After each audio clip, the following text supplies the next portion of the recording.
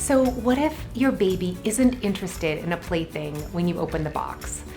So some of the playthings your baby will just love from the start, and others will take a little bit of time and more introductions to become interested.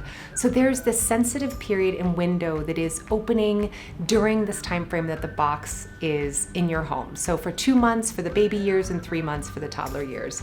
We put this kind of winding path because development is not linear, but for a suggestion of how you can introduce some of the items. So the soft book is really interesting to your baby right away, for example, and the hand-to-hand transfer disc will take time for your baby to explore and then later master even when they have the next box.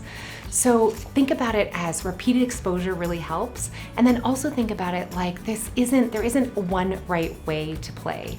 And your baby needs lots of ways to explore and experience these items and might not be interested 1 week, but then will absolutely kind of discover, because their brains are changing, will discover a new way to explore a material the next week.